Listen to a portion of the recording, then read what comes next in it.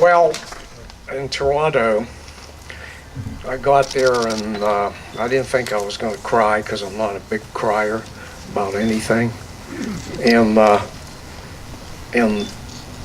I got there and there were a lot of memories of George displayed all around. And one of the ones that really got me was a shot of him from behind, and it like The rewind. with the with the rewinds.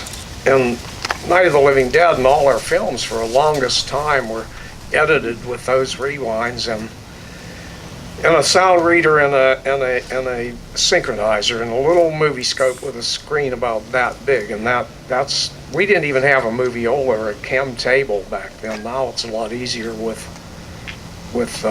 digital editing and so on.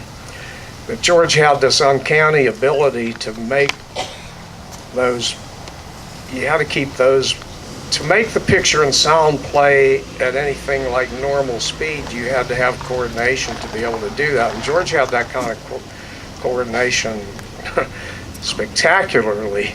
And he'd be sitting there and you had to hang film in bins, and George, we used to say he had film coming out of his ears. Film would be in his mouth, film would be all over the floor, film would be all over the bins, and he'd be there with his rewinds. Well, I just broke down and couldn't even talk. I was crying, and Rob Lucas was pat me on the back.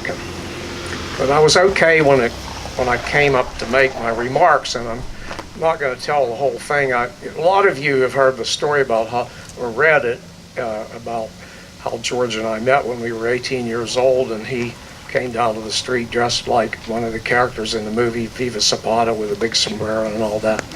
I told that story. I figured I'd tell in Toronto because there might be people there that hadn't heard it. But I ended my remarks the same way I'm going to end them now, that George and I and Russ, and we were fans of, we really liked the style and the aura and the charisma of Frank Sinatra, Sammy Davis, Dean Martin, that whole thing, you know.